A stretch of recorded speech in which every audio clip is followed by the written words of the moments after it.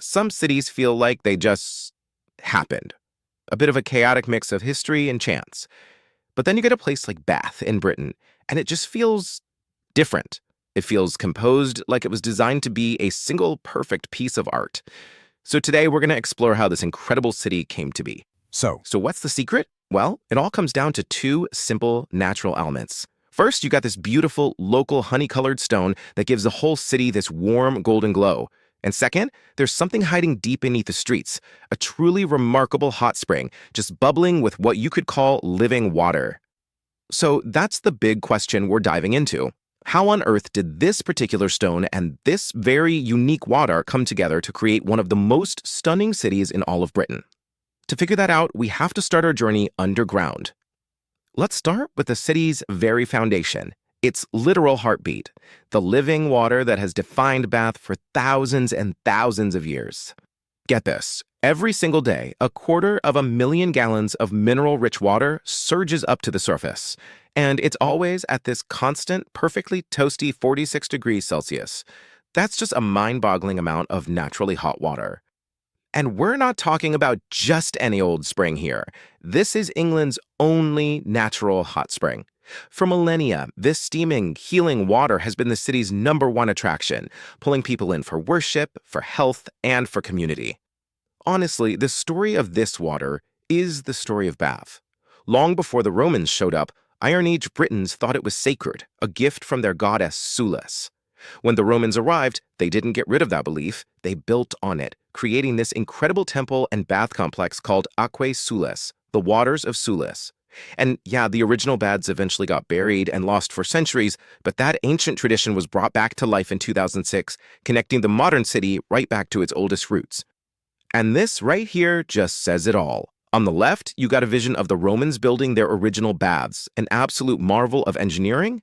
And on the right, people today at the modern spa, soaking in the exact same thermal waters, looking out over the city. It's not just history you can look at, it's history you can literally feel.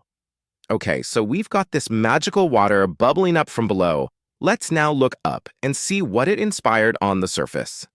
We're moving from the city's heart to its skin, that famous honey-colored stone.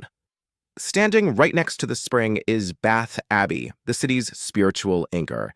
It's a stunning example of what's called perpendicular Gothic style. Think really strong vertical lines and massive windows that just flood the place with light. And you gotta check out the front. There are these amazing carvings of angels climbing up and down ladders, which is a nod to the biblical story of Jacob's ladder. And just like the spring, the Abbey's story is all about reinvention. I mean, this spot has been a place of worship for well over 1,000 years. It was a Saxon monastery, then a huge Norman cathedral, and then the Abbey we see today was started way back in 1499. It was even left as a roofless ruin at one point, but it was restored and made even more beautiful over the centuries. It's really the perfect symbol of the city's resilience. Okay, so fast forward to the 18th century.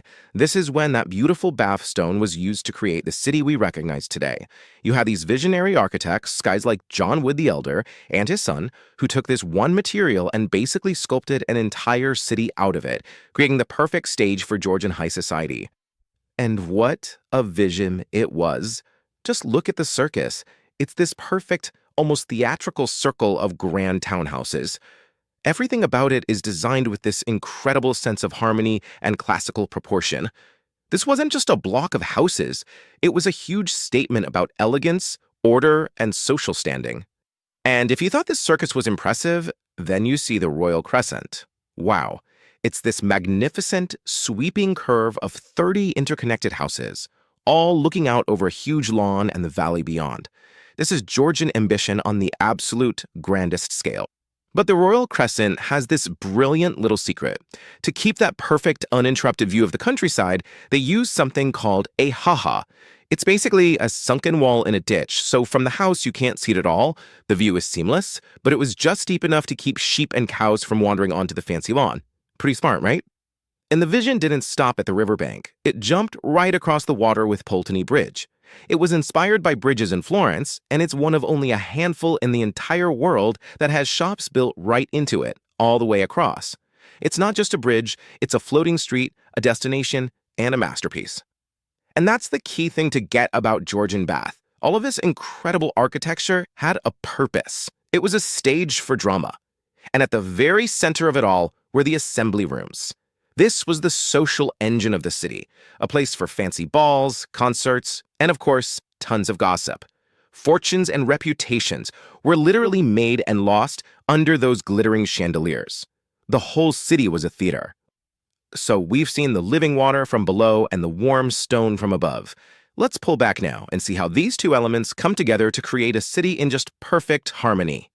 To really get it, you have to see the city from a distance. This is the view from Prior Park, a garden that was intentionally designed to give you this exact perspective.